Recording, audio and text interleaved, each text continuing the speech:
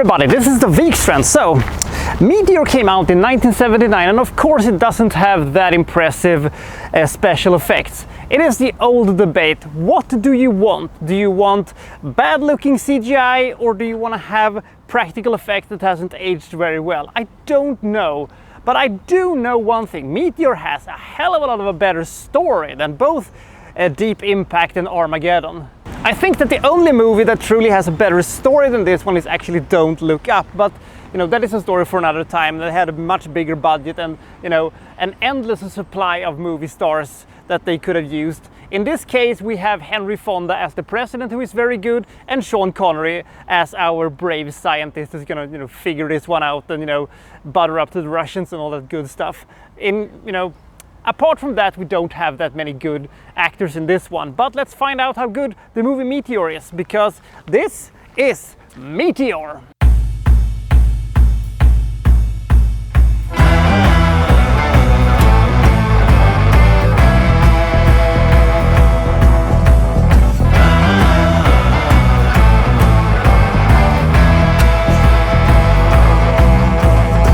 So the scientists, they have discovered that there is a meteor that is going to hit Earth within 5 days. It has been knocked out of its orbit, you know, from the asteroid belt, and it's heading here in an estimated 30,000 kilometers per hour or something in that ballpark. So they need a fast solution. Thank God then for Paul Bradley, played by Sean Connery, who comes up with a pretty nifty idea that may, you know, save humanity. There is this secret space station that has these missiles that are pointing towards the Soviet Union. This is 1979 and it is the Cold War. So it is not a surprise that it is there. What surprised me is that this idea came out 4 years before the, you know, space defense program that Reagan was, you know, hoping was going to, you know, take down the Soviet Union. That was implemented, by the way, in 1983. 4 years after this movie was released. Art imitates life, imitates art. However, the firepower on this space station isn't enough to knock this meteor out of its orbit.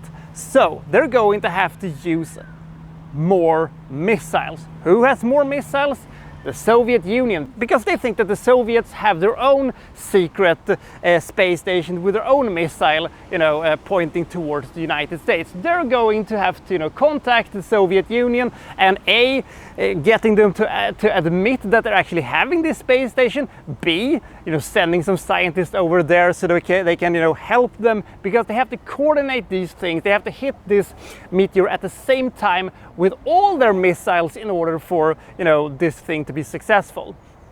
We also have this general who always complains and is against everything. I mean everything. Whatever they can, you know, come up with for, you know, how to, you know, fix this meteor thing, he's always against it. But he never, you know, presents some, you know, alternative action they could take. It's more like, hey, complaining general guy, would you like to go to lunch today?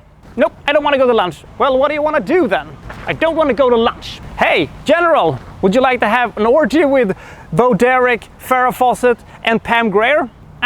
Ain't doing it. God, he was just so annoying. The thing is that this idea is good. It is a logical idea that, you know, they're using the mistrust between the Soviet Union and the United States to create tension with the whole thing, because they have to, you know, fire these things at the same time. Can they trust the Russians? What if there is a malfunction or stuff like that?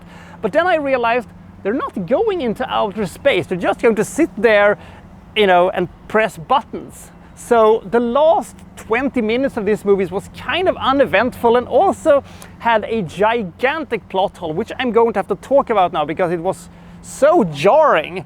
So this is a little bit of a spoiler thing, but considering that this movie is as old as I am, maybe it is not a big deal. So go to this timestamp if you want to have, you know, skip the you know, spoiler thing, because, well, when they, you know, fire these missiles, it seems like they're firing half of the American missiles towards the meteor. But then the Russians also only fires half of their missiles, and nobody seems to, you know, be alerted by this. Nobody seems to be alarmed by this.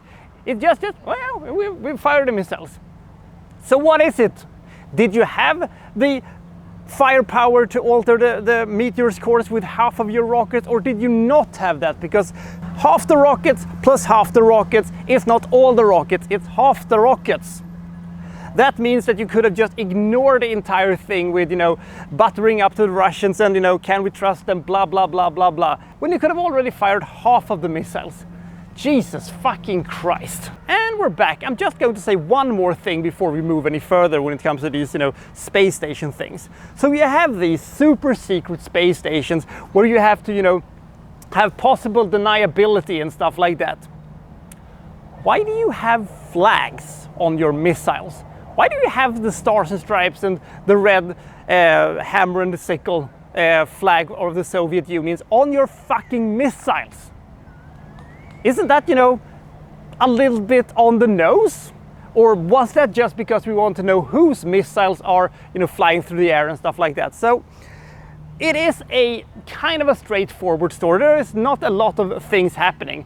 There are these shards that, have come loose from the meteor who's going to crash, here, there, and causes, destruction and stuff like that before the big main event meteor comes down to destroy the Earth. Those sequences were not very good. You have these sequences in Switzerland and, skiers who are very, very casually skiing despite the fact that they only have a few days left before, the end of humanity, quite possibly. Because I don't think this was a big secret. I think they were pretty, open about, well, in 5 days, humanity is going to end. And they just go casually skiing in Switzerland for some reason. How the fuck does that work? What kind of a weird conversations could you have? Man, I really want to go skiing this year. Yeah, but you remember that there is a, meteor that is going to destroy the Earth in, 5 days. Don't you want to do anything else? But I really, really love skiing. Can't we just go skiing a little bit? Yeah, but there will be extra after ski. You better believe that. So far, the only realistic depiction of, life on Earth when an impending asteroid, meteor thing is coming to destroy it is probably Don't Look Up. A movie I really like, which has some flaws in it, but it's genuinely speaking a pretty damn good movie. But we're getting sidetracked. Should you watch a movie like Meteor? If you can take the bad special effects, if you can take the sort of hokey acting and the lackluster suspense, then it is a pretty okay movie. But the good story and the possibilities you had with said story is not fully realized. It is a bit lackluster. The movie is really clumsily made. There is a lot of cliches, and as I said, the last 20 minutes of this movie was a bit bleh. There are far superior 70s disaster movies, but it isn't a bad film. It's just a little underwhelming and clumsily made with, lackluster effects and non-existing suspense, with a gigantic plot hole as icing on the cake. But maybe they could have just explained that with, one or two lines of dialogue that could have fixed the whole thing. They just decided not to do that. By far not as good as Armageddon, but much better than Deep Impact is. I give Meteor 33 points. It's a shame that they couldn't have used the Cold War plot in a better way, but I do like the sequences where Sean Connery is, talking to the Russian scientists and they're finding common grounds and stuff like that. I like the Russian scientists. Apart from Henry Fonda and Sean Connery, they were probably the only people in this movie that I kind of gave a shit about, because the rest of the characters are kind of caricatures and kind of boring. So I'll see you next time for, well, so-and-so reviewing, well, such and such. Thank you for watching. Thank you very much.